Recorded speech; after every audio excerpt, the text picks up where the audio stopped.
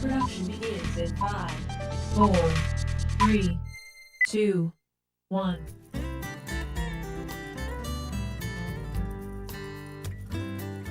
Hi, my name is Carol Steffi, and I am with Spirit of Esther. Spirit of Esther is a foundation that I started in honor of my mother.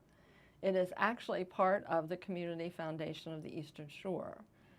My mother, when she passed away, left me some money, and I wanted to spend it on something that I knew she would like.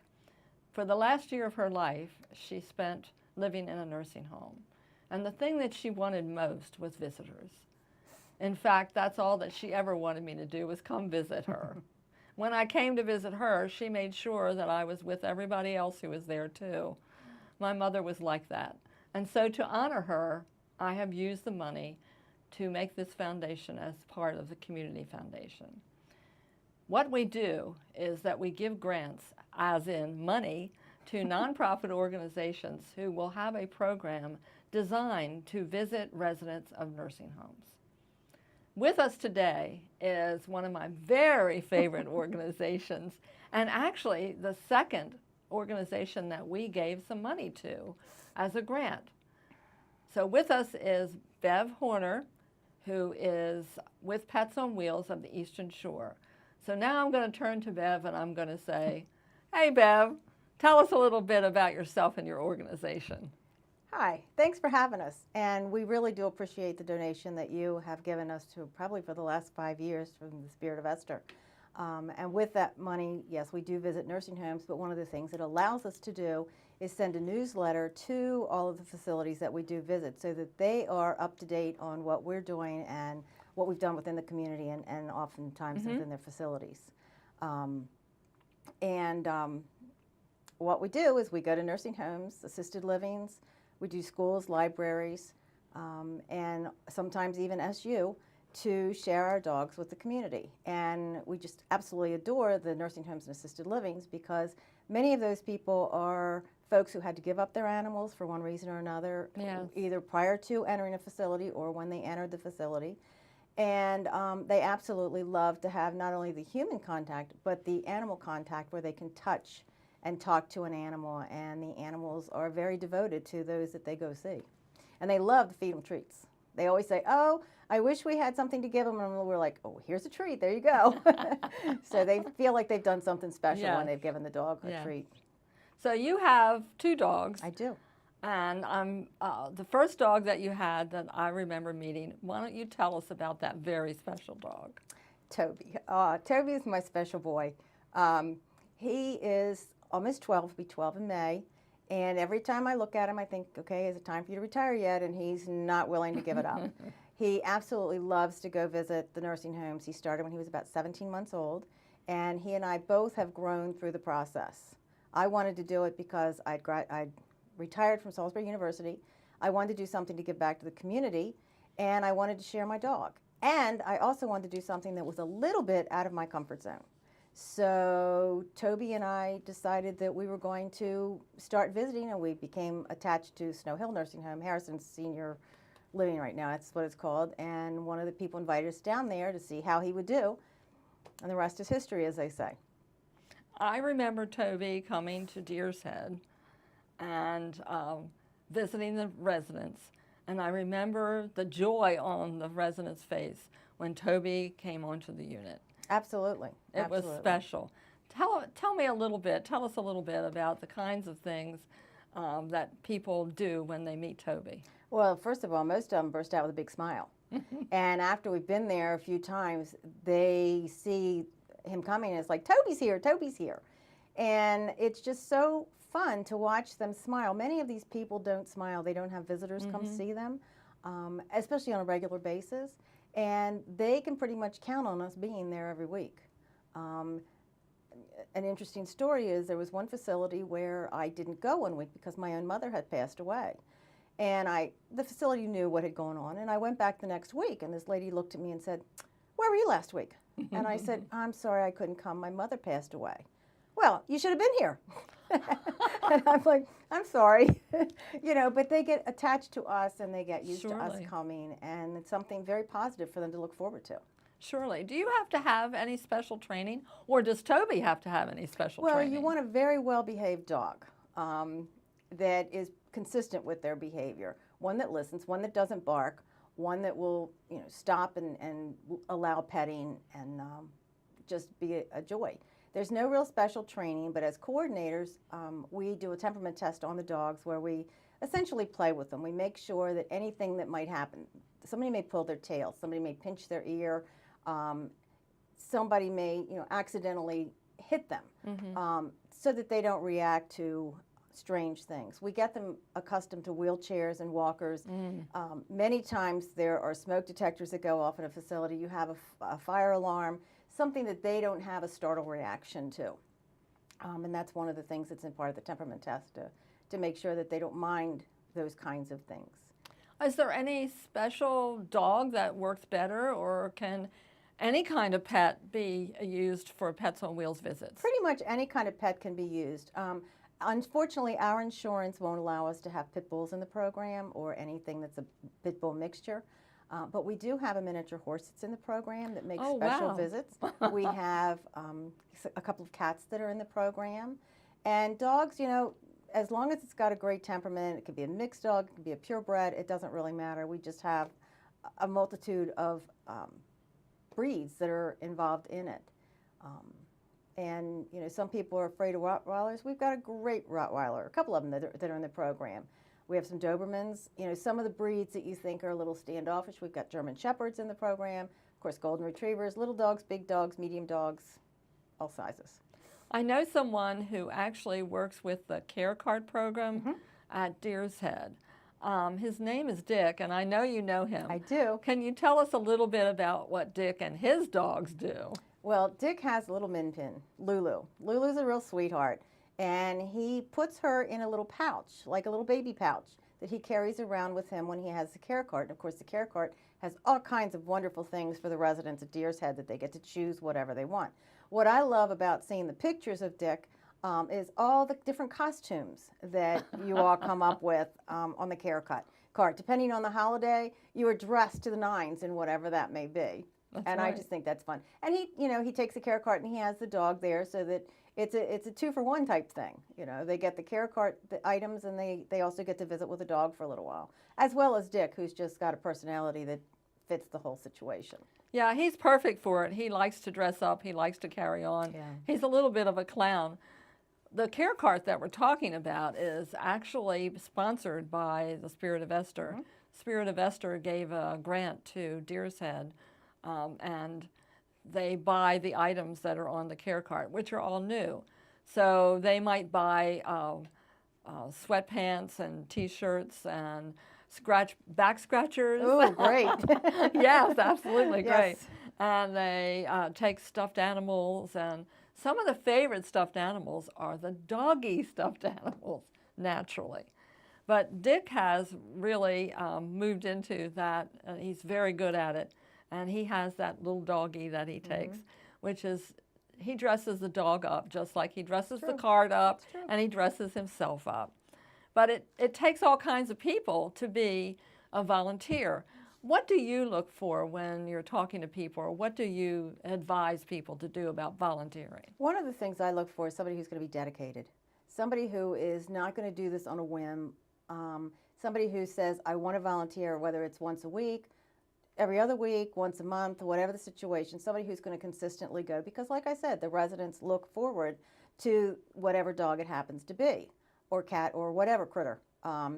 And somebody who has some compassion, because you just never know what kind of a situation you're going to walk into. Sometimes the family's there and they are more excited to see the animal than the actual resident, depending on the situation. You want somebody who's going to get along with just about everybody that they come into contact with. Someone outgoing and easy to smile, and easy to talk, and not. They're not afraid to walk into a room and knock on the door and say, "Hey, would you like to see my dog?" Because a lot of times the dogs will bring up the conversation. You just find out if they want to see the dog, and then everything else flows from there. Yes. It's very easily. We have a new volunteer that started not long ago, and she happens to be a retired nurse.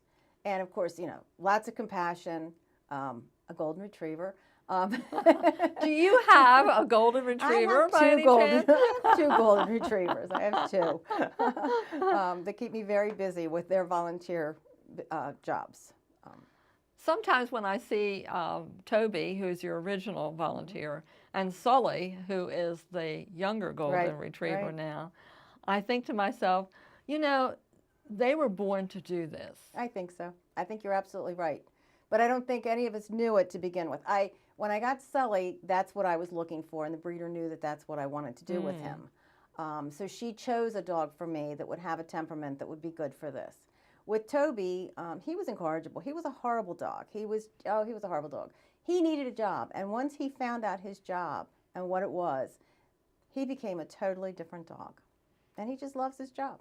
He really does. He's a delightful fellow. Thank you. And I'm guessing that you have some pictures that are going to be shown. I do, as a matter Toby. of fact. There's some of Toby and there's some of Sully, as well as some of the other dogs that are Pets on Wheels. So you spoke about cats. And my mother always had cats. In fact, one of the mascots for for Spirit of Esther is a cat named Perfect Gentleman. Does that tell you what kind of cat that was? Well, that's good, because all of them are not perfect gentlemen or ladies. But, you know, it's interesting. You mentioned cats. The two that we have are just the most gentle cats you'd ever want to find. We've had another cat in the program that when it started, it has claws. Cats have claws, and you never know what cats are going to do. So that's why you want a really special cat. And what I would suggest to this volunteer is just make sure you have a towel. Put it on somebody's lap so that the claws can't get to the person, you know. And that seemed to work out well. Since then, the cat has moved on, but it was fun. It was fun having 2 cats in the program, or 3 cats in the program at the time. So Pets on Wheels is not an organization that's limited to Delmarva, and it's not a new organization. No. Can you tell us a little bit about that? Okay, now our Pets on Wheels is Pets on Wheels of Delmarva, Inc., which is just the eastern shore of Maryland, Delaware, and Virginia. But there are other therapy organizations and another Pets on Wheels that are over on the western shore. But yeah, their therapy dogs are everywhere. It's almost like it's the up-and-coming thing to do. If you have a dog, and a lot of people have dogs, and they want to bond with their dog and share their dog, the therapy dog program's a great thing to get involved in. I think so. I've seen the effects that they can have when they come to visit people. And I've seen the effects that the volunteers have when they come to visit people. And as a matter of fact, I'd like you to spend a little bit of time talking about the kinds of things that you've been doing and the awards that you've received. Well, stop being modest. You know, I do what I do because I absolutely love doing it. I don't do it for recognition. I don't do it for anything other than to share my dogs and to make my heart feel happy. It just makes me enjoy life, and I just have a happy heart. Last year in 2016, I was blessed with the Light of Literacy Award for adults. There were 2 awards given, and I received one of them. That was, you know, that was enough. I figured that was great. And that was for my work with students in the school system with taking the dogs in through our Tales for Dogs program. Then in December, I guess it was in November, I was asked to be the feature article in the Metropolitan magazine. So Sully and I went and had our picture taken and were interviewed for that, which again was, you know, something above and beyond what I ever expected. And then I don't feel that I do anything that's extraordinary, but I was selected to be one of the 10 Jefferson Award winners for 2017 by WBOC and the Jefferson Award people. And I'm just overwhelmed by all the attention that I've gotten because, like I said, I don't feel I do anything above and beyond what I enjoy doing. I don't think it's anything extraordinary. It's just makes me happy. Well, that's interesting that you say, I do it because it's what I wanted to do and it makes me happy. Because so often something that we do for ourselves turns out to be wonderful for other people. And congratulations thank on you, your thank you. awards. And may I have your autograph? Sure, sure. You know, it's funny because every time I walk into a store and use that piece of plastic, they ask for my autograph too. Oh, yes, they do. You know, and I just have to laugh. It's like, oh, everybody wants my autograph. Oh, thank you so much. Tell me how folks can get in touch with you so that they can ask about volunteering or having you come and visit them in their nursing homes. Well, one of the things they can do is they can go to Pets on Wheels website and contact us through that. There's an email that they can contact us, and it comes to the individual coordinators, or they can personally call me at 410-546-1930, or they can contact me through my email, which is bnhorner@comcast.net. And we'll be happy to see if we can entertain a visit there. We do a lot of things every once in a while that are just a one-time thing. I think we pretty much cover most of the nursing homes in the vicinity, but you know, there's always a special event or something that they'd like us to come to.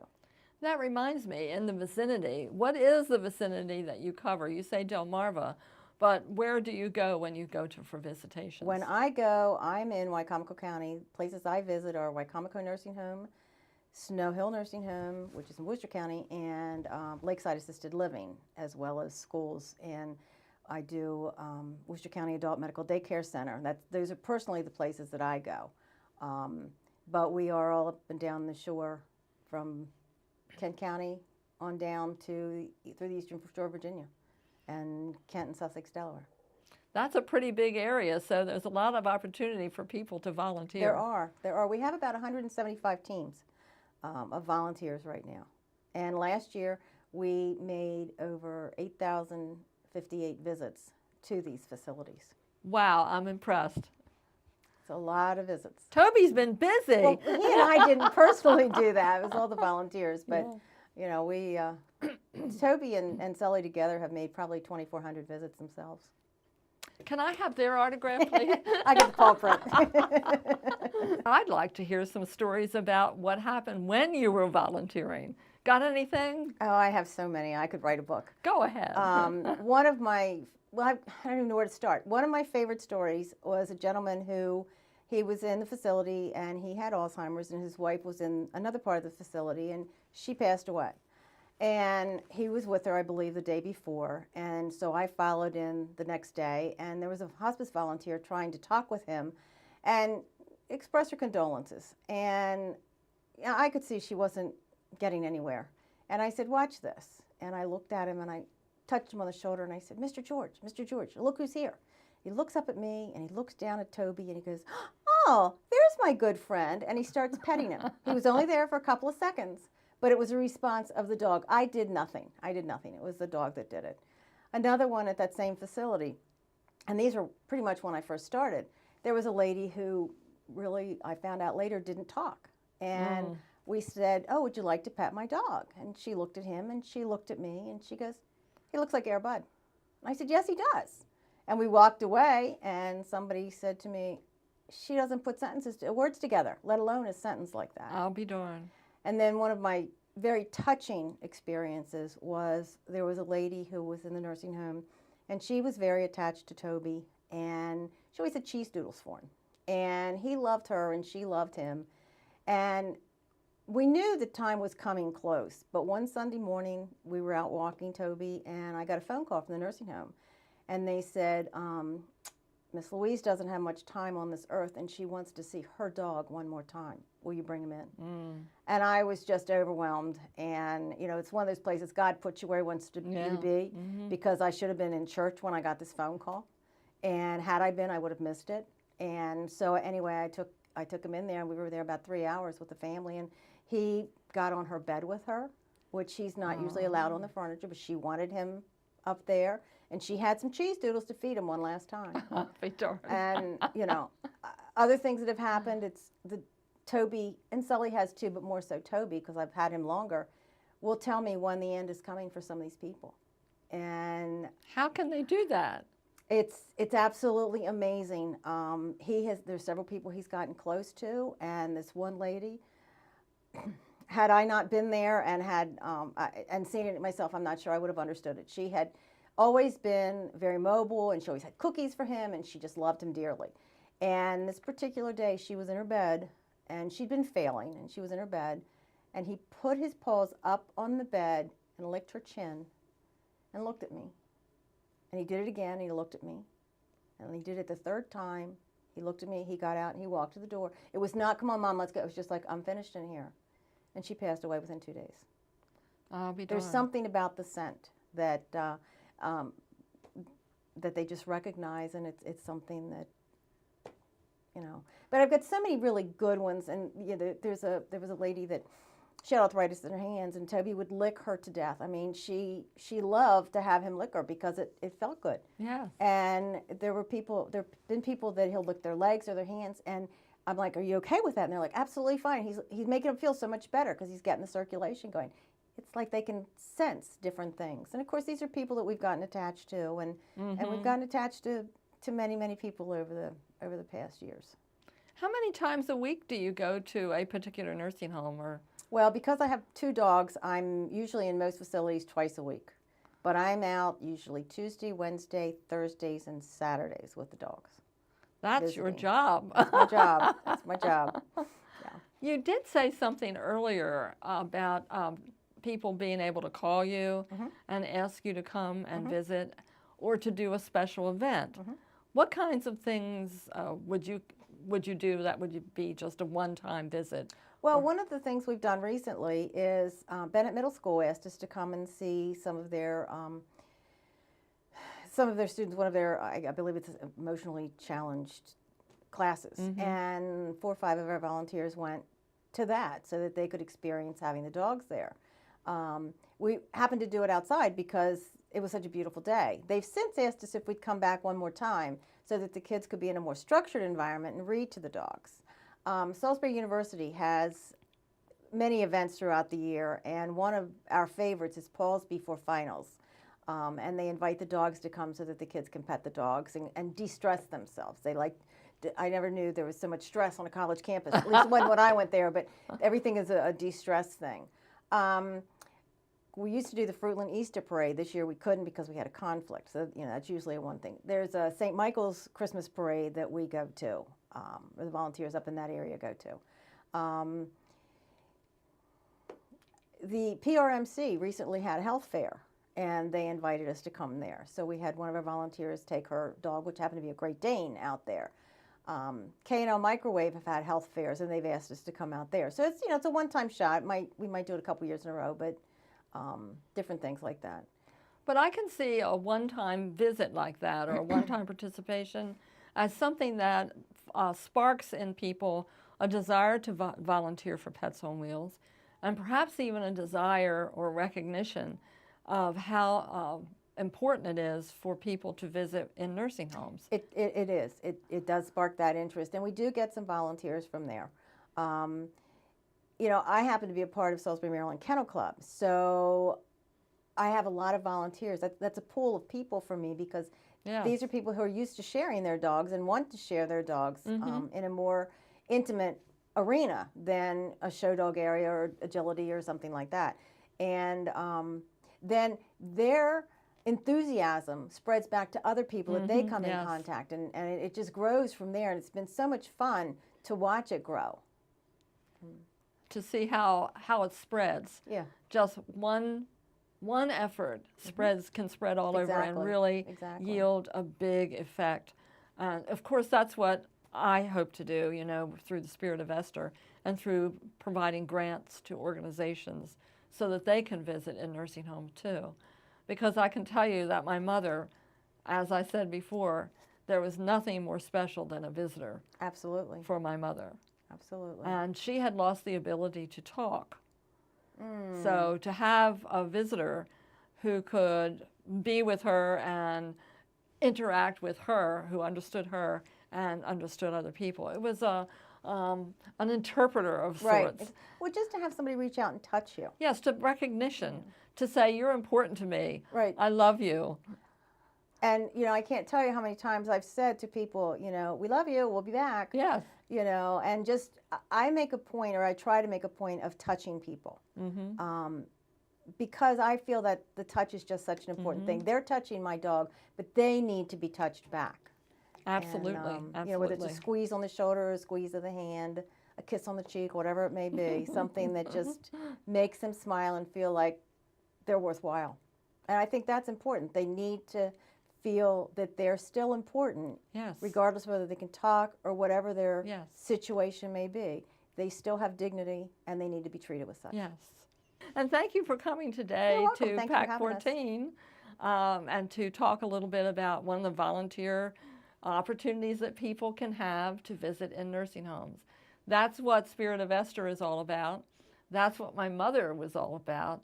And Esther Moore Sinnott lives on through her work with as founder of the Spirit of Esther.